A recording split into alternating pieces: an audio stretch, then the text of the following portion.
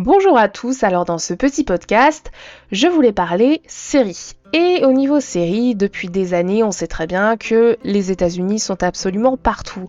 Heureusement, c'est un peu moins le cas aujourd'hui parce que depuis quelques temps déjà, d'autres pays ont grignoté des petites parts d'écran par-ci par-là. Ça s'est vraiment développé encore depuis le streaming. Et c'est notamment le cas d'un pays qu'on aime tous, la Corée du Sud. Et je voulais vraiment voir comme ça 6 tendances qui pouvaient être un peu différentes, 6 façons d'aborder les choses, de refléter la société, en gros 6 valeurs qui opposent finalement les séries US et les séries sud-coréennes. Parce que oui, il y a vraiment des différences marquées dans les valeurs, souvent, pas toujours, véhiculées par les séries américaines et les séries sud-coréennes. Évidemment, elles sont influencées par les contextes culturels, les contextes historiques qui sont propres à chaque pays, qui sont quand même pas mal différents. Donc en gros, voici les grandes lignes des valeurs et thématiques qui sont distinctes dans ces deux univers. Alors la première valeur qui est vraiment différente selon moi, ça va être l'individualisme d'un côté et ce qu'on pourrait appeler le collectivisme de l'autre. Alors les États-Unis, on le sait, sont une société largement individualiste et ça se reflète complètement dans les séries américaines où les personnages sont souvent encouragés à suivre leurs rêves, à affirmer leur indépendance et à se rebeller contre les normes. L'accent est bien sûr souvent mis sur l'autoréalisation, la quête du développement de soi, du succès personnel. Pour ce qui est des séries sud-coréennes, on a davantage l'importance de la famille qui est au centre de l'univers, l'importance du groupe, de la société dans son ensemble, ça c'est davantage valorisé. On va retrouver souvent des personnages qui font des sacrifices personnels pour protéger leurs proches ou maintenir l'honneur familial. L'honneur familial dans les séries américaines, on le voit pas souvent. La loyauté envers la famille, la communauté, tout ça c'est vraiment une valeur centrale des séries sud-coréennes pour la plupart. Le deuxième critère que j'ai retenu en termes de valeur, c'est tout ce qui tourne autour de la romance et des relations. Dans les séries américaines, les relations romantiques sont souvent, on va dire, très directes, avec une forte expression de la sexualité. Il n'y a aucun tabou de ce côté-là. C'est abordé sans complexe dans le développement des relations. Et les séries peuvent montrer des relations justement où l'engagement est fluide, le mariage c'est pas toujours vu comme le but ultime. Bref, on y va franco aux États-Unis. Dans les séries sud-coréennes, la romance elle est généralement plus implicite, plus délicate, moins axée sur la sexualité et les relations évoluent lentement avec une mise en valeur de l'attente, du respect, d'un attachement qui va se construire progressivement. Bref, le mariage ou l'engagement sérieux reste quand même souvent un but important pour les personnages. En gros, c'est quand même plus romantique. Troisième distinction, c'est la valeur de la réussite professionnelle et du statut social qui ne sont pas abordés de la même manière. Alors, dans les séries américaines, évidemment, c'est la prévalence de la culture du self-made man et woman et du succès professionnel qui est vraiment omniprésente. Les personnages visent souvent des postes élevés et la réussite individuelle, elle est vraiment valorisée, même si elle implique des sacrifices personnels, comme moins de temps pour la famille par exemple.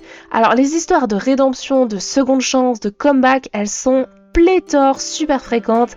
Elles mettent vraiment en avant l'idée que l'on peut surmonter des échecs pour rebondir. C'est même le cœur de l'ADN US. Dans les séries sud-coréennes, la pression sociale pour réussir, elle est également présente. Mais elle est présentée avec un poids qui est quand même souvent plus négatif, plus intense. La réussite académique, professionnelle, elle va souvent être reliée à l'honneur de la famille et au statut social.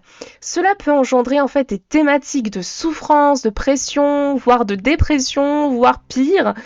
Et surtout dans les séries sur le milieu étudiant ou le monde du travail, comme dans les dramas coréens qui exposent les difficultés, les sacrifices liés à la réussite, on peut même partir sur des productions super dark qui dénoncent tout ça.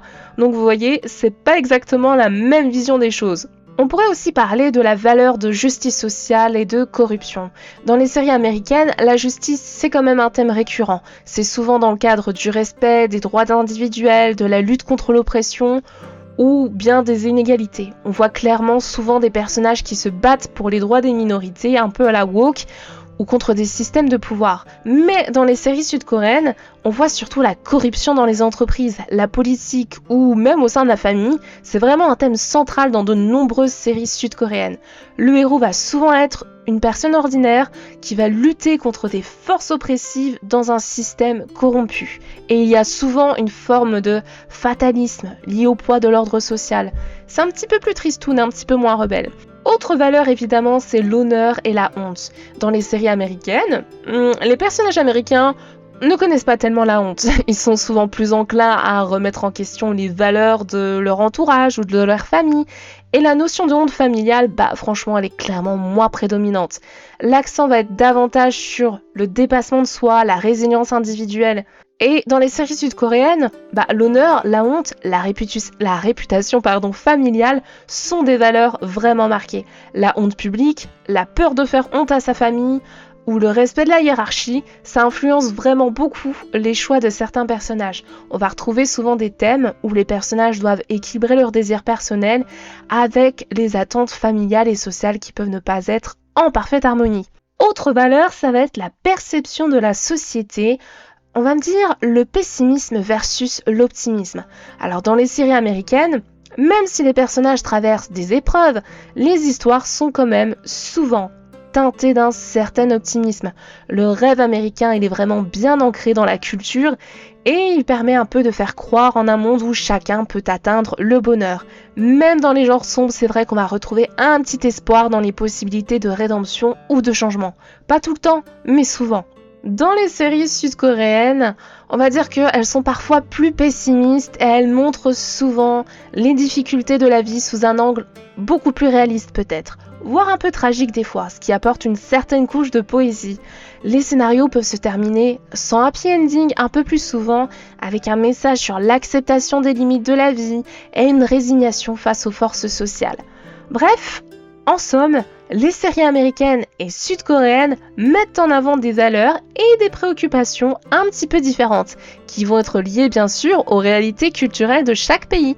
Pour résumer, les séries américaines tentent à promouvoir des valeurs d'individualisme, on s'en sera aperçu, de résilience personnelle et d'optimisme, tandis que les séries sud-coréennes, vraiment pour faire gros, mettent en lumière le poids des normes sociales, le sens du sacrifice et des luttes intérieures dans un cadre collectif.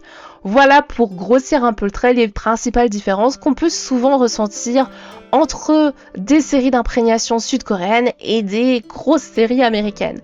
Donc voilà, quelle est votre préférence entre ces deux types de séries? Est-ce que vous regardez plutôt les deux?